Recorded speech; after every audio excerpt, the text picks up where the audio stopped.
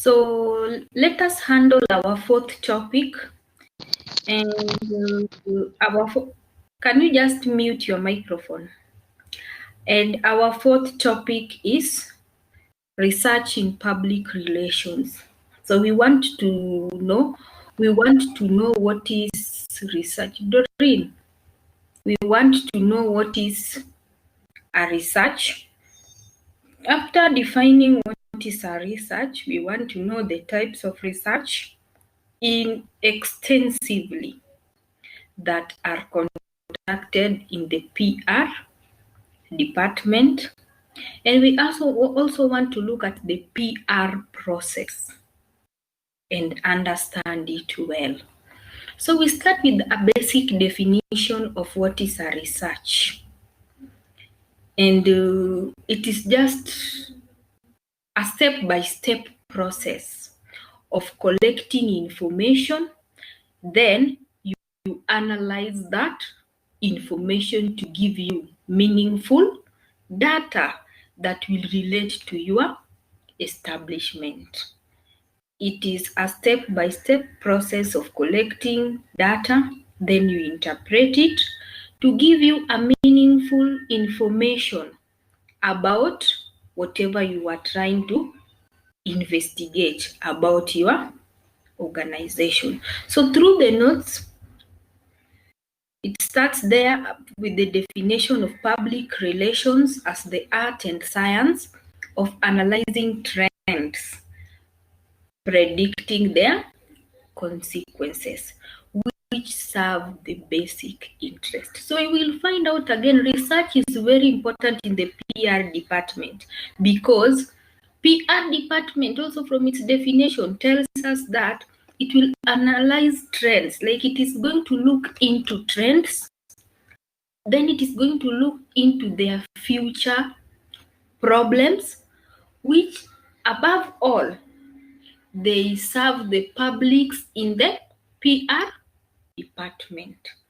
So a research is a systematic collection and interpretation of information to increase understanding. So it is a very important step in the public relations process, because it gives you accurate and relevant data of how your products, your publics want, think, and therefore you will be able to communicate well about your products to your public. So the public relation research is normally conducted to do three fundamental things. So the following reasons are why we do the PR research. Number one, to describe a situation, process, or phenomenon. So that is the first reason why we do a PR research. Like, you want people to understand what has basically happened. That is a situation. You also want to explain a process to people. A process is like a procedure, a step-by-step procedure for something. You will also do the PR process. And you can also describe a phenomenon. A phenomenon is something that people will normally follow it for a very long period of time, and it could be something that is disadvantageous to the establishment or positive to the establishment. So that is the first reason. The second reason why we do PR is why we do PR research is to explain why something is happening in terms of causes and effect. You will also do a PR research. You want to tell people why something has happened and what are the effects of what has just basically happened. Then number three, we also do a PR research to predict what will probably happen if we do not take action. So on a day-to-day basis, we are always on a research in the PR department. So that, guys, kindly mute your microphones. If you know you are in a noisy place, kindly mute your microphone unless I give you permission to speak. Then you unmute it. So also we do a PR research to predict what will probably happen if we do or we do not take action. So many things again can happen in the establishment. Researches are important so that we can foretell what publics think outside there. And then we do a research before it even becomes disadvantageous to the establishment. So research plays a very basic role in PR department, and it is very, very important. You find that PR is even important at a planning stage. In the PR department, when you are planning maybe to launch a product, and there are so many planning that take place in the PR department, you find that the research is very important before you launch that product. In that, when you plan, you identify the problem, you can refine the problem, and even you identify the right people for the product. So when you plan, you're trying to forecast what is going to happen hapo mbele. So research helps that you can refine the problems. To refine is to make something smooth. You can identify the relevant publics as well as the prevailing perception of the organization. So through planning, you will identify who are the right publics for maybe that your product, and also you can get what people think about the organization. Perception is the use of the 5 senses God gave you. So when you plan, you normally find answers to some questions that were termed as problems inside the organization. And remember, when you find solution, you are supposed to put them in place as fast as possible before people start reacting against them. Public relations research principles. So a principle is normally a guide of how things are supposed to be done. And we normally have the Institute of Public Relations of 1977 that has given us several guidelines of how we perform effective public relation research. They include clear program objectives and desired outcomes tied directly to business is what should be established. So that means an organization, when you want to do any research,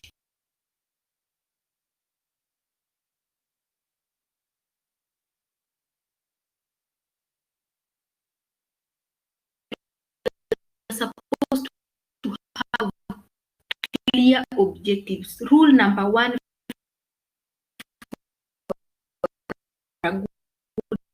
research, objectives must be clearly stated. What is that normally inform us? The other thing about good PR research is that you need to measure public relations output, which are short-term,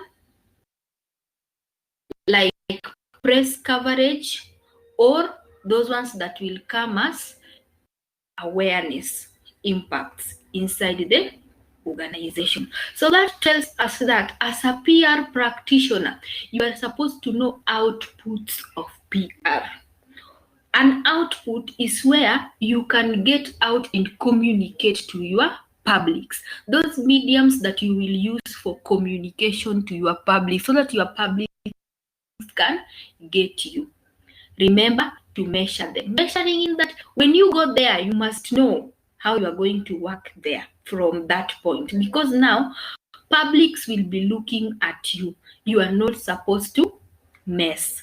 The Institute of PR wanasema you're supposed to measure PR outputs for a short outcome average.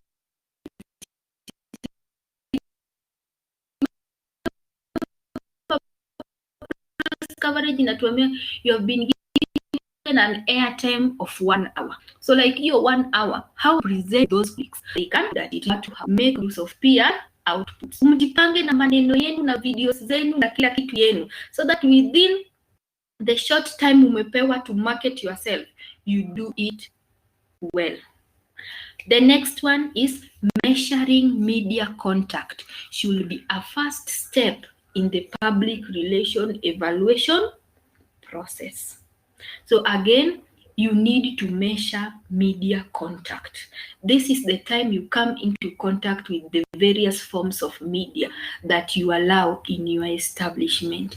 It needs to be measured because, again, if you don't know how to relate upper well when you have the media, unaweza choma picha at any given time. You might laugh loud venye wewe huwa umezoea, kume you are on air. Hivyo ndio umechomea kampuni, and people knew you as a very first class PR practitioner. Next, no single technique can be used to measure PR effectiveness. So the institute also tells us, never use a single technique to measure PR effectiveness. Bring several together because publics are found in all the techniques there. So make good use of all our techniques to get the right feedback from our publics. Next, public relations effectiveness should not be compared with advertising effectiveness. Nimeanza nikidefine what is PR, and PR is very different from advertising, but the only thing they share in common is that they are all forms of marketing communication. You will pass message from the organization to the public, but they are very different. Public relation is about image, positive image and communication to the people, while in advertising you just create an awareness and you don't care whether it is to the right audience, whether it is where you won't mind, so long as tu imeonekana. That is it. So you need to know, venye nasema, PR effectiveness should never be compared with advertising effectiveness. PR is very much heavier than advertisement because so many things are put in place zenye tuna discuss before you do a PR. Sawa, 1 minute class.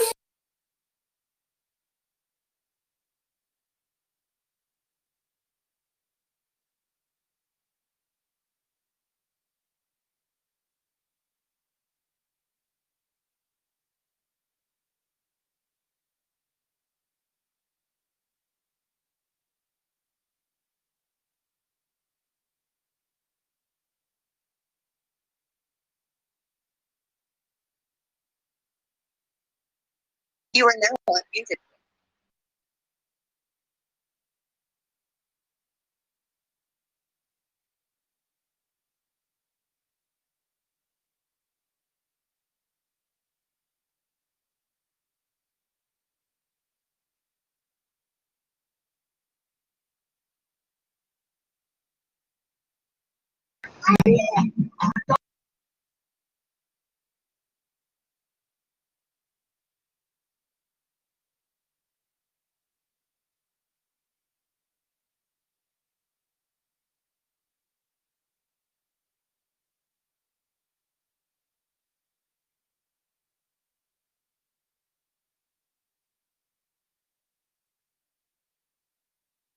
So I was talking about something before I told you to give me a minute.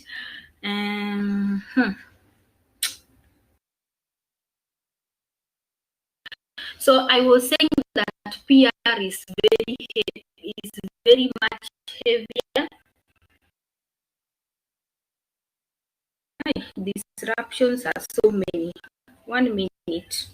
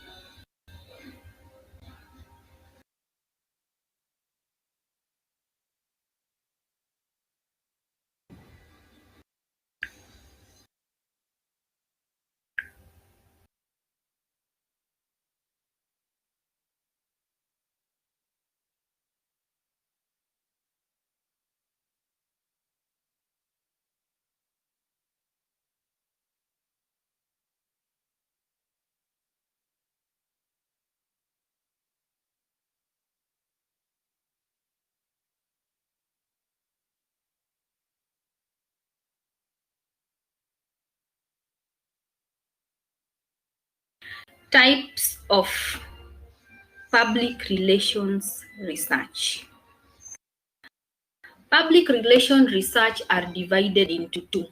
We have applied research, then we have theoretical research.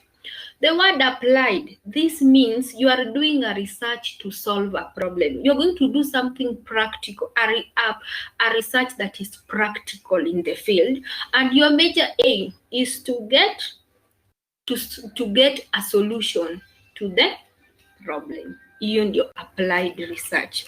Then when it comes to theoretical research, this one is a research that you basically conduct.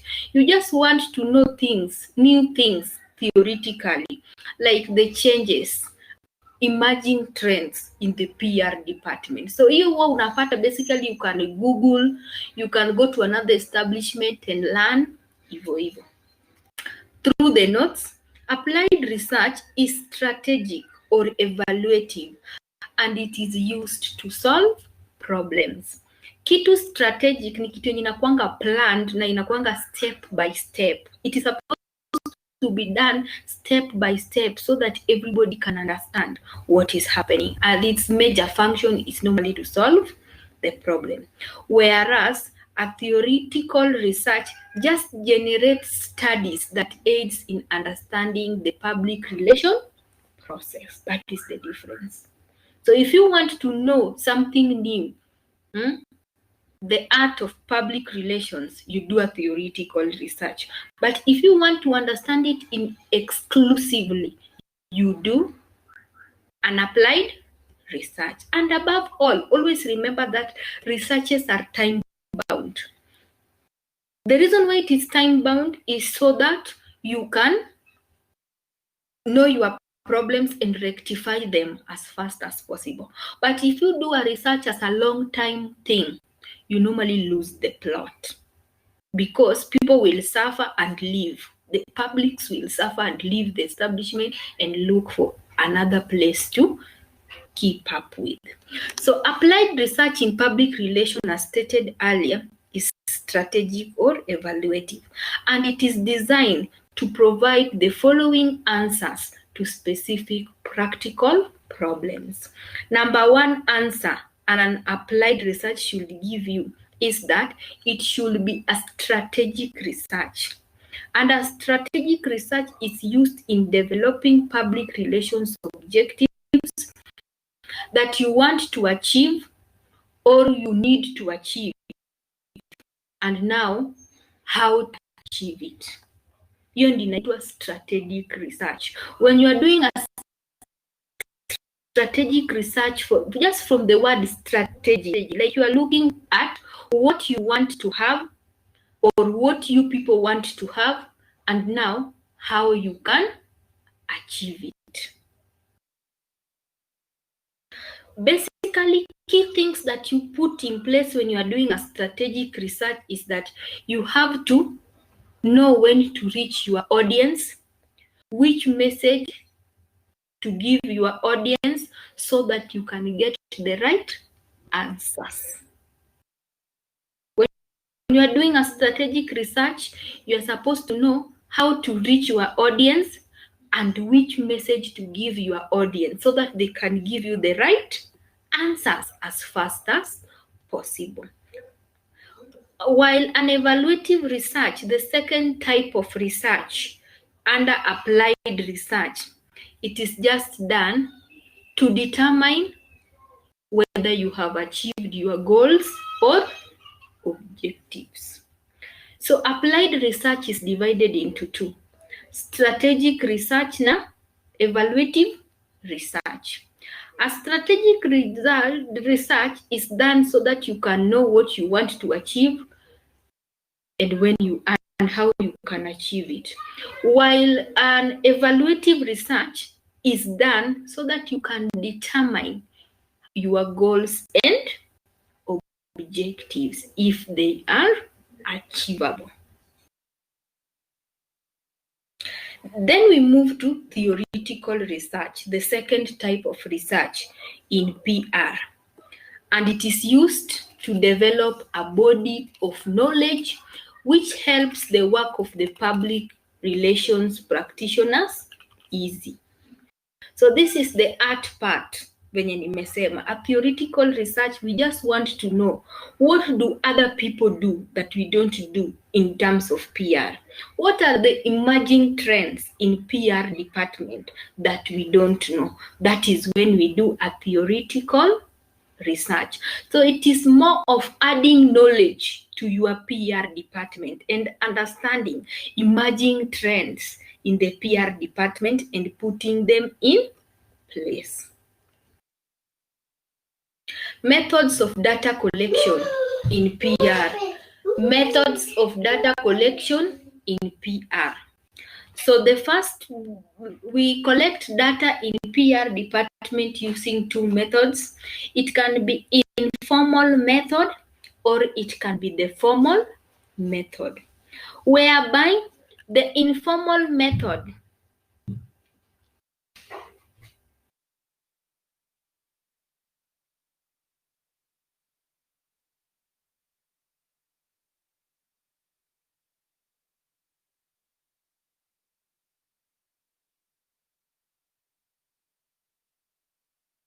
Mwarage, I have said a strategic research is done so that we can know our objectives in the department. Like, what do we want to achieve in the hospitality organization or tourism organization? How do we want to achieve it? Like, a strategic department research is more of objectives oriented. From the objectives you have, a research questions are normally developed from the objectives that you have set. Ndio nimesema something strategic comes from the objectives. So hizo objectives umeandika, objectives zenye umeandika hapo hivyo, ndio you want to know to what extent can we achieve it, how can we achieve it from our audiences. Hiyo ndio chenye nimesema.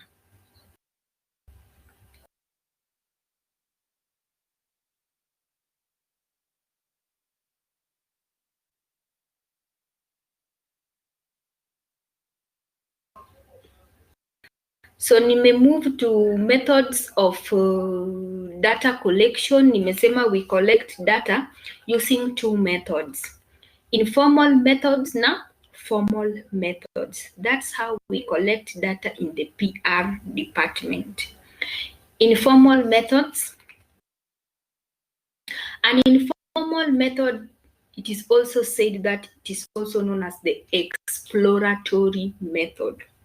The word exploratory comes from the word to explore. Studying various things together. There will be past things, coming things, to understand a concept. So it is useful to detect and explore problems, situations, pre-test research, and program strategies. So informal method of data collection is used to detect and explore a problem. You want to study something in totality. Mpaka we understand kabisa. You will do an informal method. You are also trying to study a situation. Why has something happened? You will do an informal method of that.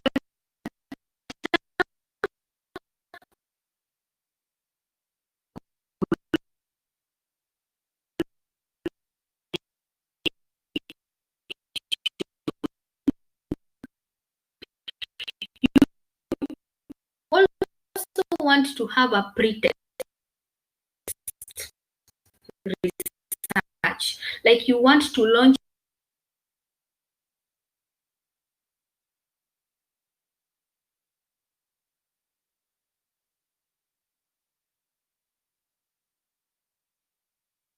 to. So that means they are repeat in the establishment are the ones that you will call so that you can hear their replies. Personal contact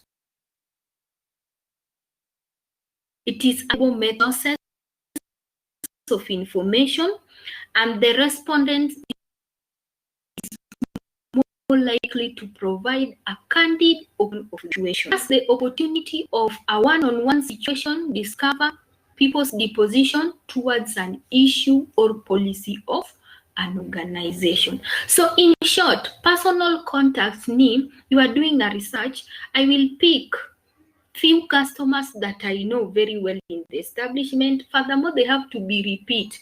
You cannot call somebody whom you are not used to give you good information about an establishment. But here now we usually pick repeat customers that even if they see their call, they appreciate that we offer them in the staff. Talk to them, you ask them questions, then they will tell you about whatever you are saying. The other method is key informats, can also be used to perform informal research. And key informants sana sana wanakuanga opinion leaders, are the people that we normally consult. So ni hao watu wenye most of the time we have some influence in the industry that you are working for. So key informants are knowledgeable opinion leaders, influential and experts that can be consulted. So examples, hapa tuko na authors, tuko na editors, tuko ministers, commissioners, professors, etc. So in your industry, be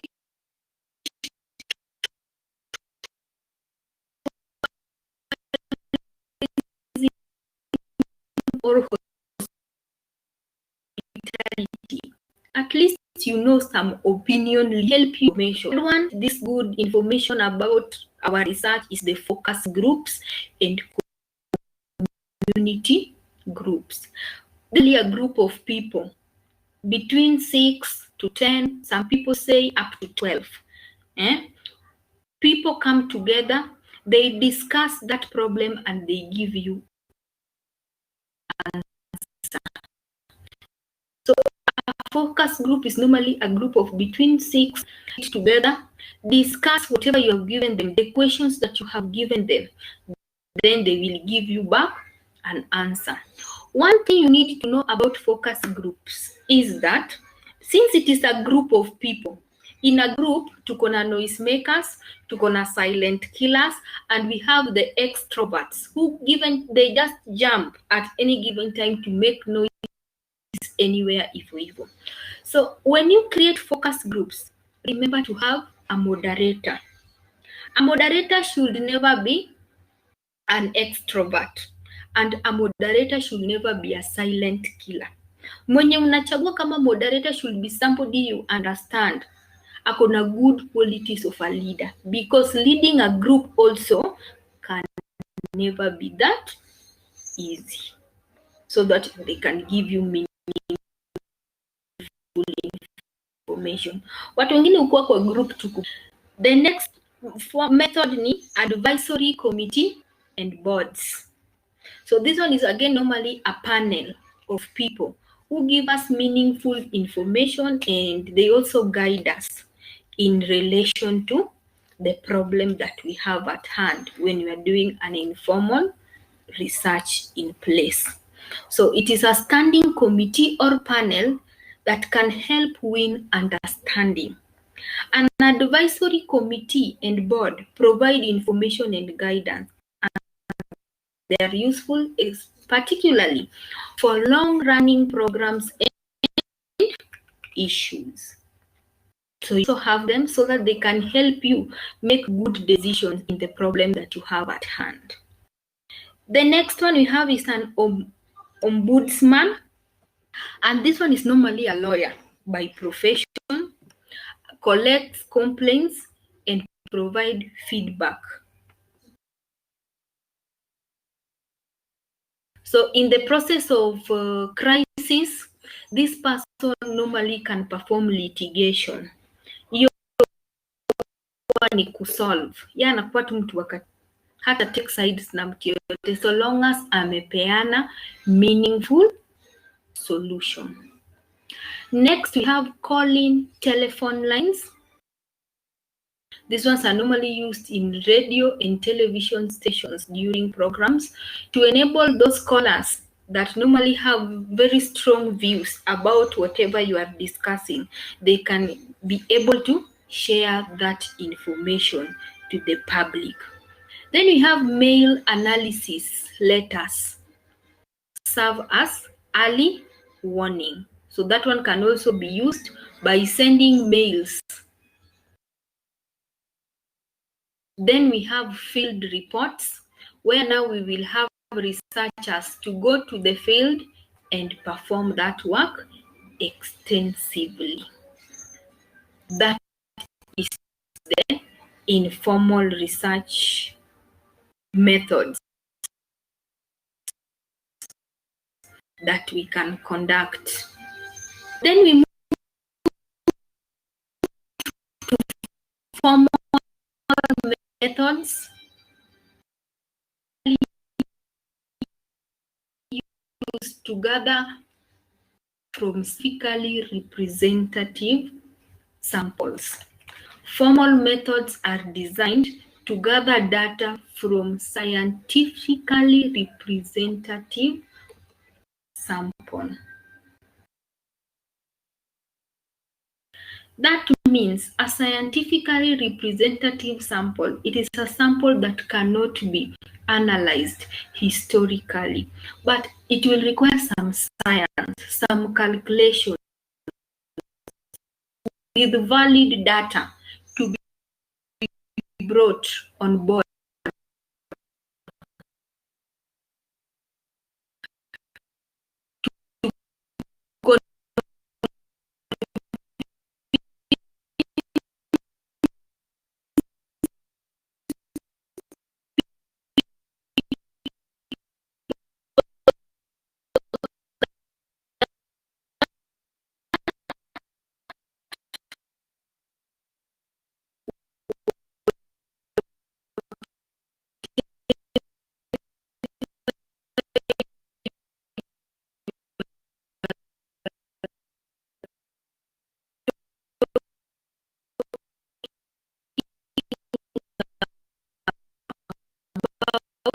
Has some level of facts on them. So for research can be to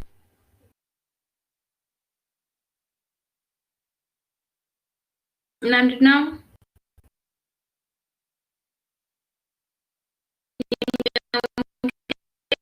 sasa si nasikia.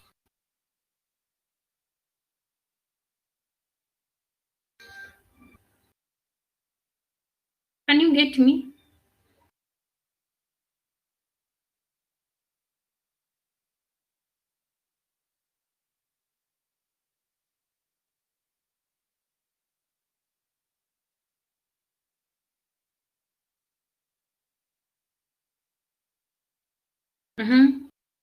Faith can now get me. Ndio nimeongea tena. Can you get me?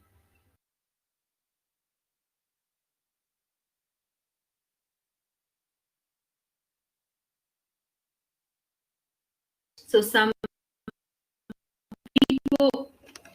people are yes, no, so now I'm wondering.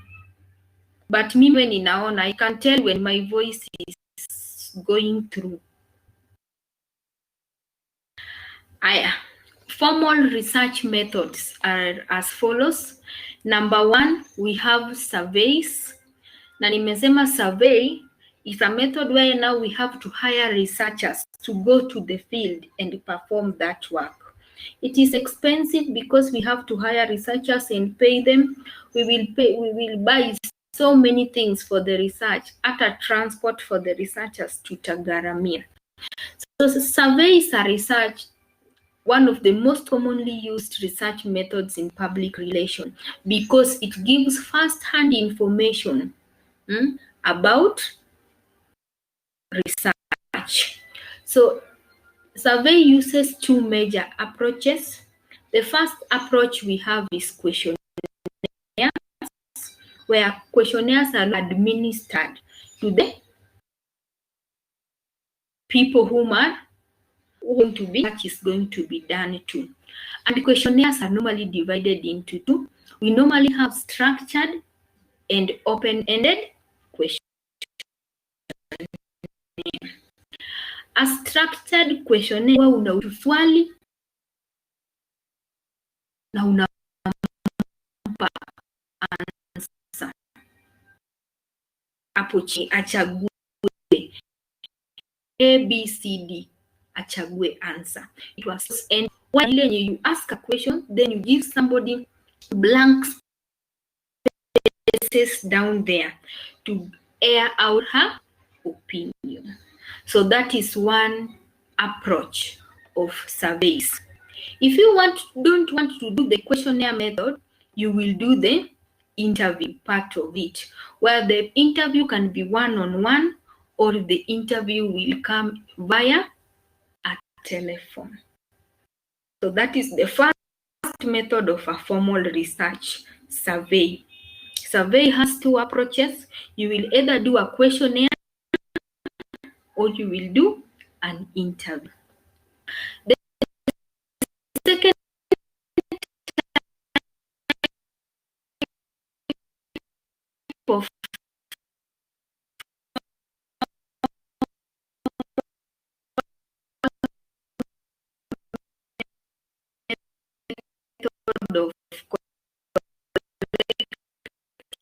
data is communication audit.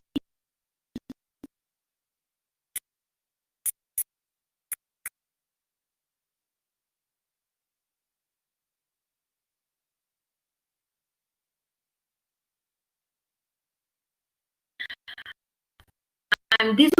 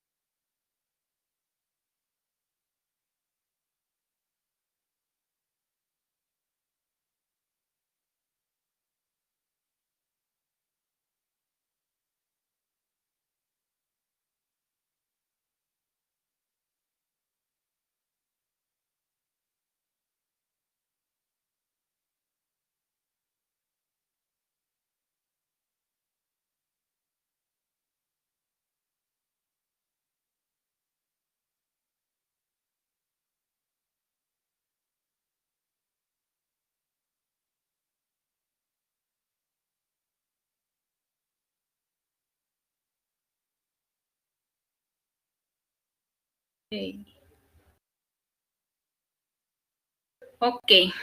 I lost my network, so I'm back again. So I was talking about the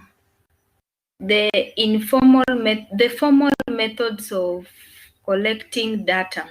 So I had talked about surveys, I had talked about communication audits, then I was discussing communication audits, which I was saying that they are basically used to establish a good relationship between the organization and the host communities. Basically, the hospitality organization or the touristic destination with its host community, just to establish good rapport between the two. Then tuko na content analysis. Content analysis, it is also another method of doing formal research. And this is where now, from the word content, you're going to write things down that people can read. After they have read, they can understand where is the establishment coming from, what is it doing, and what is it up to.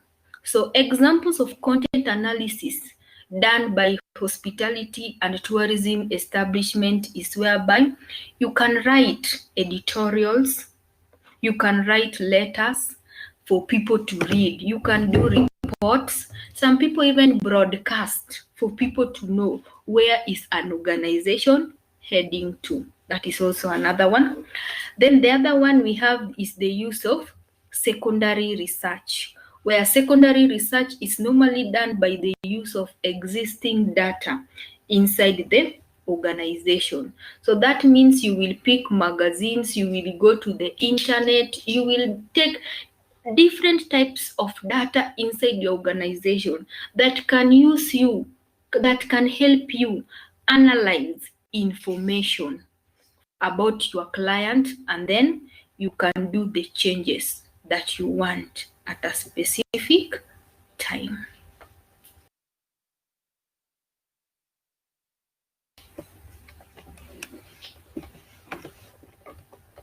Six reasons why research is very necessary. Number one, there is an increasing fragmentation of audiences in groups that have specific interests and concerns. So the first reason why it is important now, tomorrow, and forever, we have a lot of segmentation of customers. And remember, all these segmentation have specific wants and needs from you. Number two, there is increasing isolation of top management from personal with the public. So that means our topmost managers in our establishment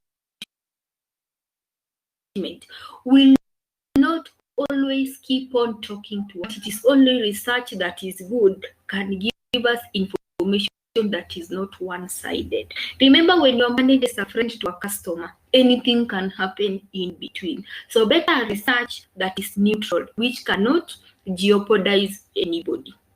Number three, research will prevent organizations from wasting time, effort, and money in attacking perceived image problems that are not readily solved by extensive public relations program. So again, when you conduct a timely research, maybe research yako ilikuwa ya 3 months na upate shida yenu ilikuwa nini, it prevents you from wasting a lot of time, a lot of efforts in marketing, and even money. Next, surveys can generate publicity through dissemination of research results. That is very true. When you disseminate, ukigawa and you share information about what you have done concerning a research. Remember, you are always paving an easy way for work. Then lastly, research can establish a baseline for determining the success of a program. And it is not basically research, but it is a timely research, because you're going to get what is ailing the company,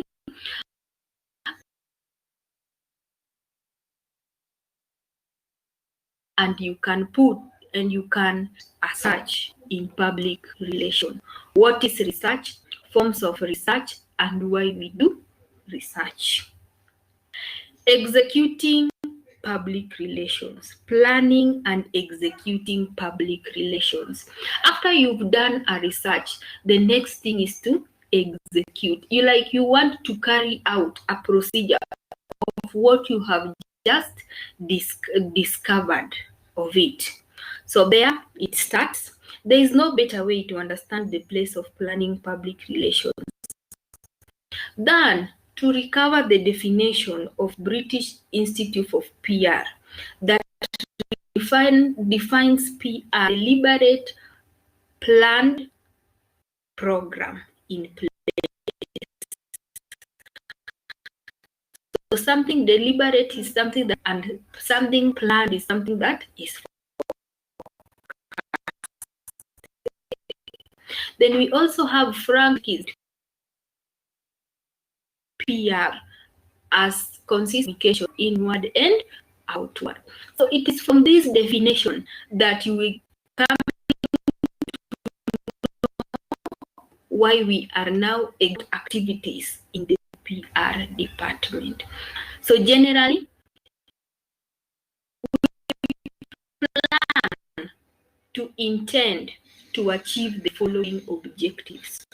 So these are the reasons why we are planning overall success of our activity. One reason of planning is to succeed. Help define the direction we intend to follow. So planning gives us a direction that we want to move instead of in several directions. It helps a PR practitioner to be proactive instead of reacting to situations. When you are proactive, you normally follow step-by-step procedures of something, and above all, you are normally at a position to see when a problem is looming.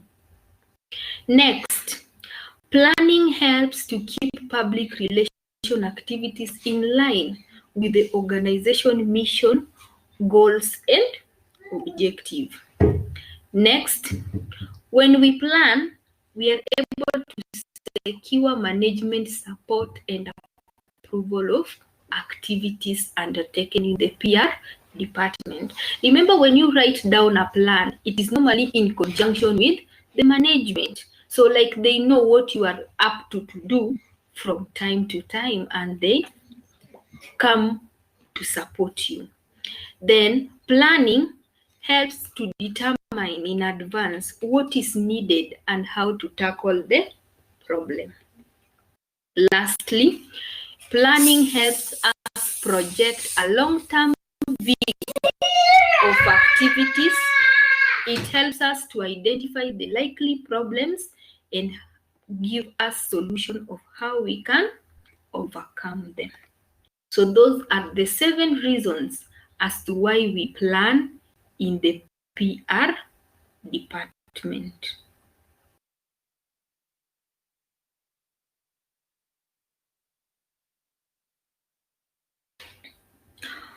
Models, the PR models that we normally have. So basically, you need to know what is a model, and a model is normally the simplest. A model is normally the simplest image or as the simplest understanding of something.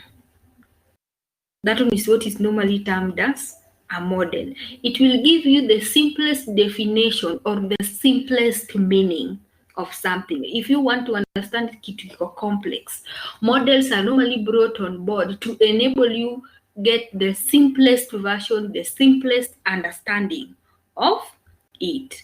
So PR also has models from different people, and here are them. And the most common one is this number one, the Marston model of PR. So hii basically huwa inatuonyesha tu the way PR department things are supposed to be carried out. So the Marston model has 4 basic words. Race. Race stands for R, research. After you conduct a research, do an action. Then after an action ni C. C stands for communication. Then E stands for evaluation. That is the simplest model by Marston. So that means once you perform a research, generate that information as fast as possible so that you can move to the next step until the end. So ndio hii, research is used to gather data. Information will enable the practitioner discover the SWOT, strength, weakness, opportunity, and threat of the organization image, publics, and their perception of the organization. The information gathered will help to assist in taking the right direction. So that is the first step in executing a PR program according to Marston. Number one, do a research. The importance of research is that it will give you a SWOT analysis of the organization, strength of the organization, weakness, opportunity, and threats in terms of the public so that you can view their perception as fast as possible. After you've conducted the research and gathered information, you need to digest it very quickly so that you can get meaningful data. We move to the next one. After the information has been gathered, appropriate information should be taken to decide what is to be done and how it should be done. Hiyo ndio action. So conduct a research, analyze it very fast, get the action to be done. The third step of Marston comes at communication. This is where the PR practitioner directs the messages to specific publics to support the objective that was clearly identified. So sahi tunajua who are the publics of PR. So after you analyze, the next step is to communicate. So wewe kama PR manager, send direct messages to the publics that are affected so that you can get a mechanism for survival. Then lastly, evaluation is used to evaluate the effectiveness of the method. So evaluation normally helps people to find out whether the method you have used is successful or it is not successful. So that is the first model we use in PR, the Marston model with the race as an abbreviation. The second model we use in PR is the Frank-Jeffkin model, closely related to the race model, and it has the following steps in it. Number one, appreciation of the situation or problem. Number two, definition of objectives, then definition of publics, selection of media techniques, planning a budget, and then assessment and evaluation of results. So according to Frank-Jeffkin, his models in simple terms means, in number one, you appreciate the situation or the problem. Like you have to notice that the situation has happened. Something has happened. One, acknowledge something has happened. Number two, define your objective. Whatever that happened, derived objectives from that situation. Number 3, which type of publics have been affected? Identify which types of publics that have been affected. Number 4, select a media type and technique that type of public normally relates with, so that wakati utaenda kufanya PR hapo uko sure that the public that was affected by the problem or situation are the people who are seeing whatever now you are trying to do. Then plan a budget, write down costs. Then lastly, you have to do an assessment and evaluation of the results. After the budget, now you go for the PR program. Then you come back to do an assessment whether the PR was good or it has not helped you across. The third model of PR is the cut-lip one. Number 1, define the problem. Number 2, plan and program it. Number 3, take action and communicate. Lastly, you evaluate the program. So hizi vitu zinafanana tu. When you are defining the problem, basically you're trying to know what caused the situation at hand. Then when you come to planning and programming, you're just looking for a strategy that can make you now address the publics in the right way possible, the publics that have been affected. Like you're just making notes down how to address the publics that have been affected. Then number 3, take action and you communicate. Take action and communicate. That means you're now going to the field to talk to the publics that have been affected. Then lastly, you have now to measure the outcome of what you went to do to the field.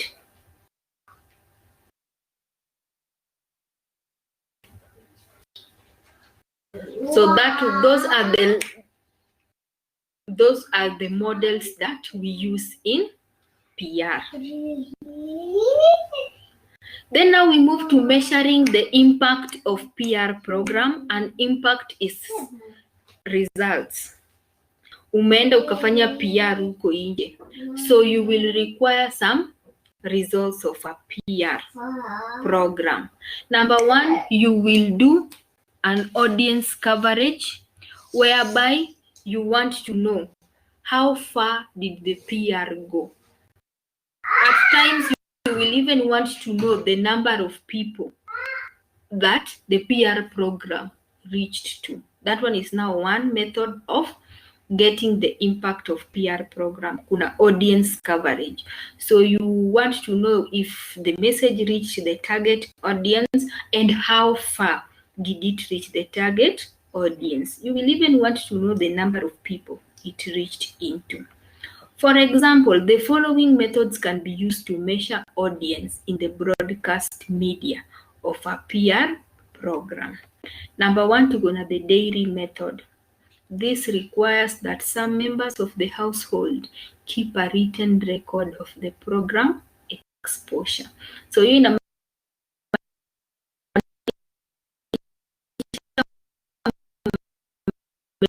fanya a PR program watu wameisikia.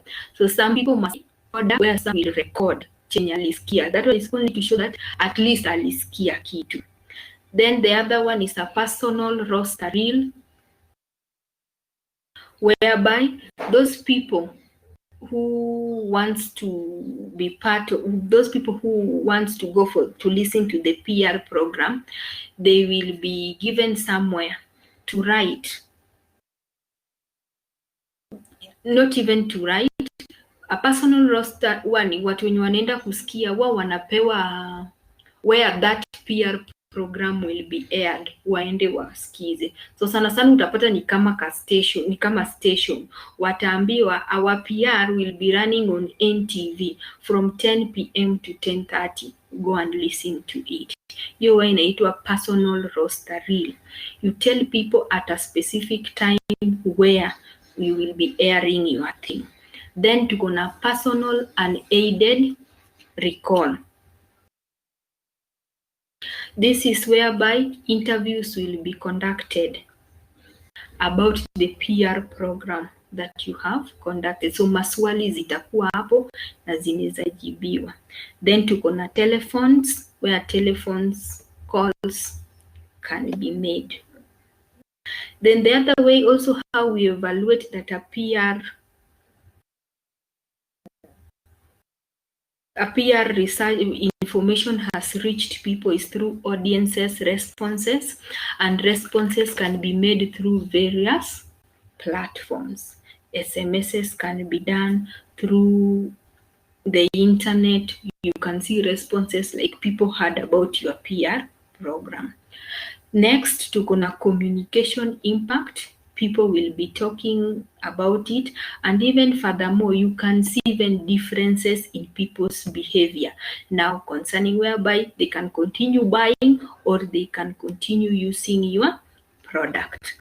Then lastly, tuko na process of influence. The process of influence pia utaona tu people's behavior have basically changed about your product that you are offering. And when you are doing a process of influence, you normally find so many things are normally studied under the process influence. So channels that are going to be used, effectiveness of the program, the process of communication that was used, all those things, the respondents will be listening to them, then they can give you the right information. Yes, Sharon?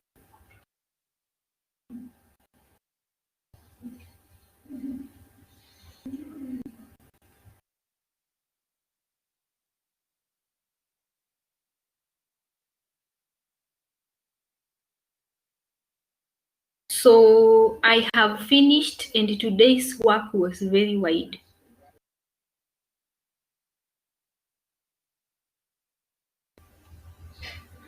So because there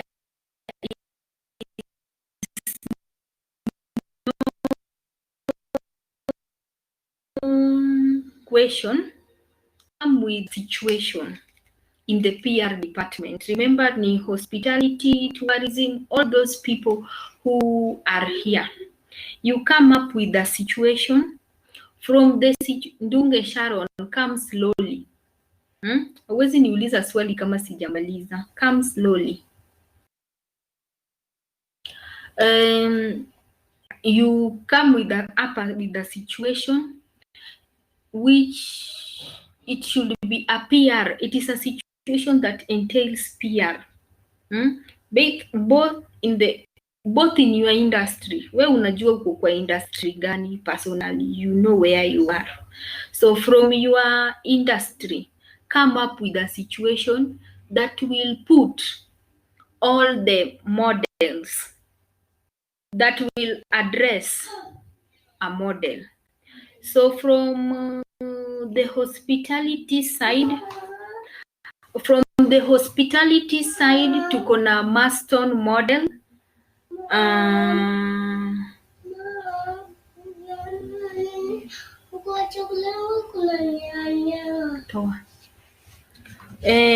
From the hospitality side, tuko na John Marston race model.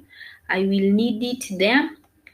Then we move to tourism, tuko na Frank Jeskin on the tourism side. Then DSS, or what, the cat-lip model will come from that side. So liaise to each other and create a good model. Identify a situation. Something has happened to the establishment. Maybe you are doing a product launch, or some negativity has happened, and therefore you want to restore that bad publicity to the people, and ensure that you put the steps of the model. Hi, Sharon, surely I'm talking. What's wrong with you?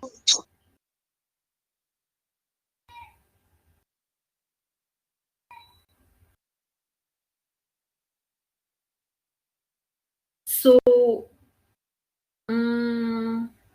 you follow the step-by-step method ya model nimepeana to get to identify the problem and then we get the solution.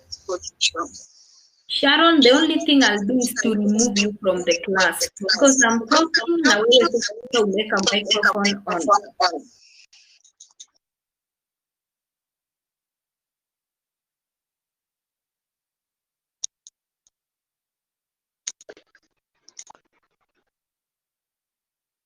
So work together as a group, communicate to each other so that you can release something nice that I can see. So the last week of June, let me give you guys a specific date when I will want to see that work.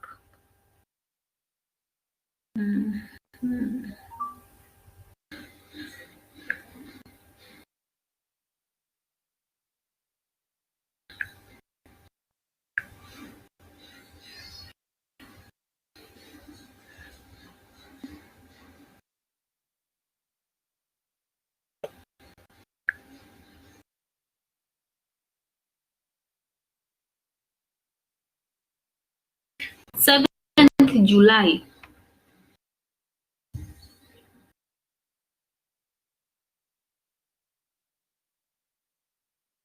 So that work is needed by 7th of July. I want to see how good you can create PR activities.